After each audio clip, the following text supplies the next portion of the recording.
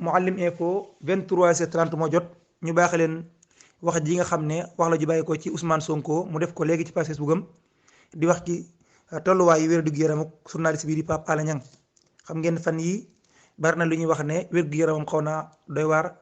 ci hôpital principal ba mu nekk. démb Ibrahima Lissa Faye bokkoon na kii njëkkoon a joxe alerte bi tey itam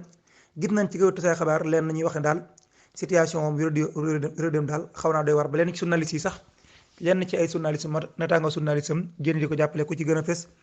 ñu gën cee ràññee ku ñu wax Astou Dione mu nekk ca 2STV. Ousmane Sonko itam réagir na ci lu nu mel jaaree ci Facebook lii la wax Ousmane Sonko nee na ñoo ngi bàyyi xel bu baax a baax tolluwaayu wér-gu-yaramu journaliste bii di Pape Alé Niang di ko bàyyee xel nag ci ay sources autorisées man ñoo xam ne daal xam nañ ne bu ñu waxee ci mbir bu res na leen mën a dégg te war nañ ca mën a wax.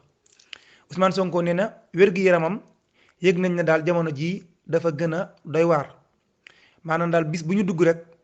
bis ba ko topp wér-gu-yaramam day gën di sens maanaam day gën di doy waar. masalan exemple tey ñu ngi ci altine wér-gu-yaramam daal tey jii ni mu mel wuute na ak na meloon démb ci dimanche gi chaque jour daal day gën di doy waar waaye itam façon boo xam ne itam day accéléré maanaam daal ni muy jéggee doy loo xam ne daal lu doy waar lay dem maanaam daal situation yi mu nekk jamono ji daal jégg na doy rek mooy tënku wax ji. nee na li ko teg bokk na ci lànk gi mu lànk daal ne dootul nangu ñu defal ko ay prévision maanaam daal ñu daal di ko faj ñu daal di koy faj waaye itam décidé ne day wéyal grève de la faim bi nga xam ne moom la nekkee lànk bañ a lekk ndax démb déggul ngeen may leen fukki fan ak ñeent ngi nii yoo xam ne nee ñu Pape Alé Niang lekkut kon tey bu ci bokkee kon fukki fan ak juróom lay doon. Ousmane Sonko nee na jot na ci xabaar ne tey jii Pape Alé Niang ci jamonoy 16h amoon na benn malaise bu ko dal. nee na nag maa ngi bàyyiloo xel mbooleem peuple sénégalais bi maa ngi leen di alerter waaye itam di alerter mbooleem communauté internationale bi ne Macky Sall rek mooy ki nga xam ne mooy responsable bi ëllëg lépp loo xam ne dal na journaliste biir yi Pape Alé Niang.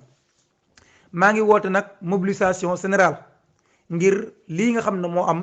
muy prise d'otage bi nga xam ne def nañ ko bu jaaduwul mu daal di dakk moom daal nee na mobilisation générale lay woote ngir ñu jeexal. prise d'otage bi nga xam ne bu kenn mënul nangu la boo xam ne daal jàpp na dañ ko teg ci kaw journaliste bi di Pape Alé Niang loolu mooy li nga xam ne moom la Ousmane Sonko wax ci page Facebook am